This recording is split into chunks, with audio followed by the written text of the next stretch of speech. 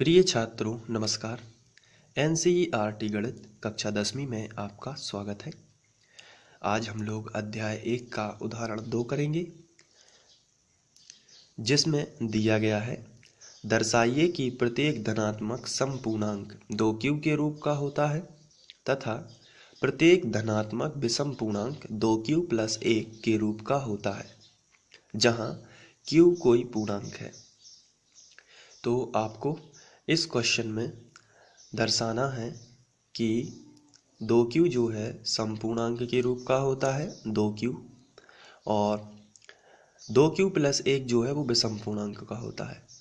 तो सम संख्याएं और विषम संख्याओं के बारे में आप जानते होंगे, आपने पिछली कक्षाओं में पढ़ा होगा।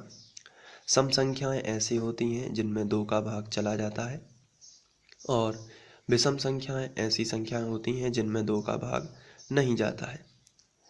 अब आपको इसमें 2q लिखा है, यहाँ मैं आपको बता देना चाहता हूँ q जो है वो भागफल है और 2 जो है वो भाजक है। अगर यहाँ पर 4q लिखा होता, जैसे यहाँ पर हम रफ में समझ लेते हैं, अगर क्वेश्चन इस तरीके से होता 4q और 4q + 1 का रूप का होता, तो यहाँ पर हम लोग भाजक लेते 4। यहाँ भी हम लोगों को भाजक कितना लेना था, 4। लेकिन अभी हमारे क्वेश्चन में लिखा है 2q, तो हम भाजक कितना लेंगे, 2, क्योंकि भागफल कितना है, q।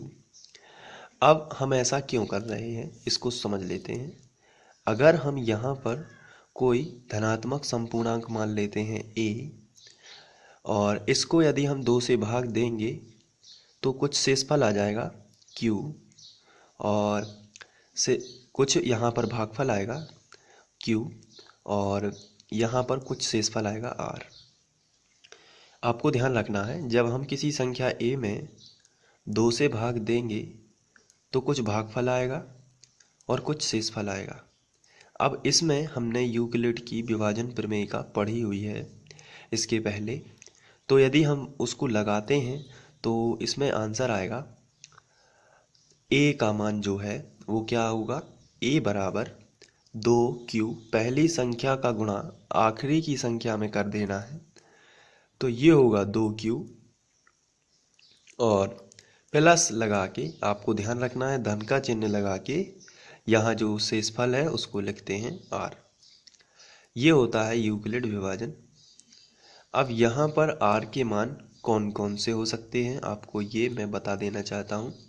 शेषफल हमेशा ही भाजक से छोटा होता है। इसका मतलब r के कौन कौन से संभव मान हो सकते हैं, तो इसका आंसर है r के 2 मान हो सकते हैं, या तो 0 हो सकता है या तो 1 हो सकता है। इसके अलावा r के और मान नहीं हो सकते, 2 से हमेशा छोटे ही रहेंगे मान, तो r के मान 0 और 1 हो सकते हैं। तो ये थोड़ा सा ऐसे ही हम लोगों ने समझा हुआ है।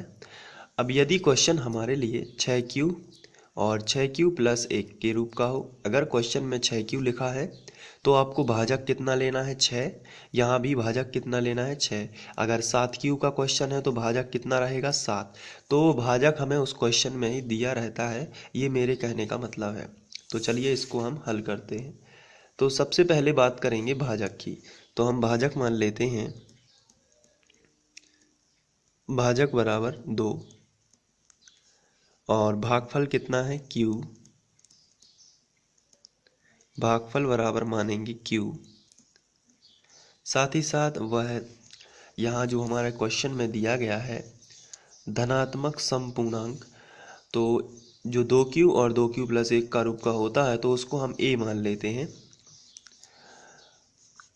यहाँ पर हम लिख सकते हैं माना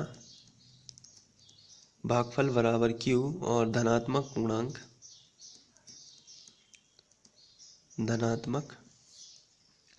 पूर्णांक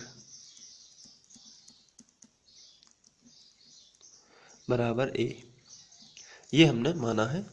और शेषफल भी मान लेते हैं, r है, शेषफल r, इसको हम इस तरीके से लिख लेते हैं। अब यदि हम इसमें यूक्लिड विभाजन प्रमेय का लगाते हैं जो हमने अभी समझी हुई है, तो a बराबर होगा 2q प्लस r। अब इसमें इसको हम समीकरण 1 बना देते हैं।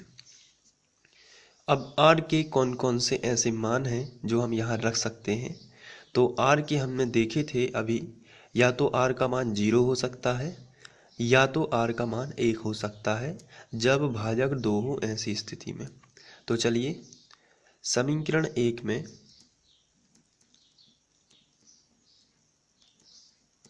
r बराबर 0 और 1 रखने पर,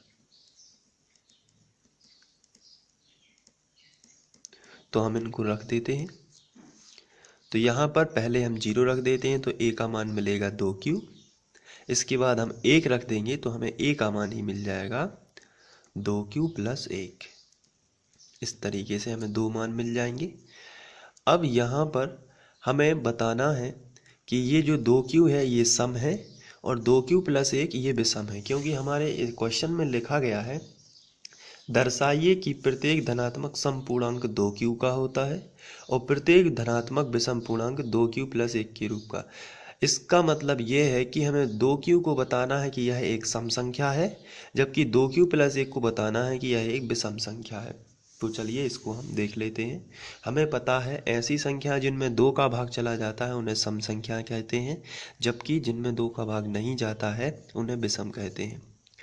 तो यहाँ पर यदि हम बात करें 2q की, तो इसको रफ में समझ लेते हैं। अगर हम 2q में 2 का भाग दें तो ये चला जाता है, 2 और 2 कैंसिल हो जाता है और q आंसर आता है। इसका मतलब इसमें एक 2 गुणनखंड है, लेकिन इसमें 2 गुणनखंड नहीं है क्योंकि इसमें से 2 कॉमन नहीं निकल रहा है। तो 2 कॉमन नहीं निकलेगा तो इसका 2 कोई गुणनखंड नहीं है। तो हमें लिखना पड़ेगा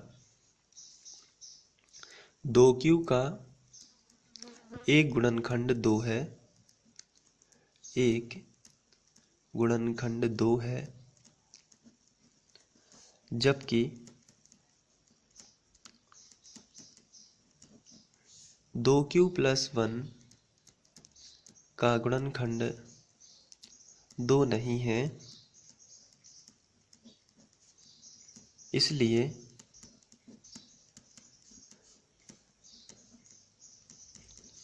2q जो है वो धनात्मक समपूर्णांक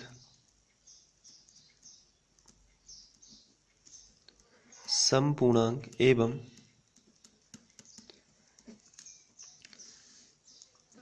दो क्यू प्लस 1 विषम पूर्णांक, धनात्मक विषम पूर्णांक है। ये आपका सिद्ध हो जाता है। तो आप इसे इस तरीके से कर सकते हैं। आप चाहें तो इसे नोट भी कर सकते हैं और वीडियो को पॉज करके आप नोट भी कर सकते हैं और अपने नोट्स अभी से बना सकते हैं। और यदि आपको यहाँ पर समझ में आता है तो आप अपनी गर्मी भर की छुट्टियों में यहाँ पे तैयारी कर सकते हैं और 10th क्लास जो है उसकी अच्छे से अच्छी तैयारी कर सकते हैं, क्योंकि यह बोर्ड परीक्षा होती है। और अभी से यदि आप गणित पर अच्छी कमांड रख लेते हैं तो आपको कोई भी, चाहे त्रिमाही परीक्षा हो, छमाही परीक्षा हो, कोई भी दिक्कत नहीं होगी।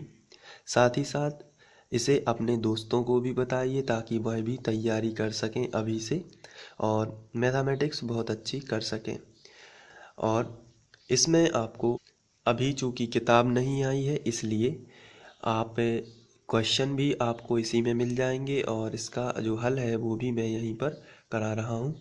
तो आपसे रिक्वेस्ट है कि यदि आप नोट्स बना रहे हैं तो क्वेश्चन भी लिखें और उसका हल भी करें और अच्छी तैयारी करते रहें। तो साथ में आप जो भी समस्या है आप मुझे बता सकते हैं और पढ़ाई अपनी अच्छी रखिए। Thank you.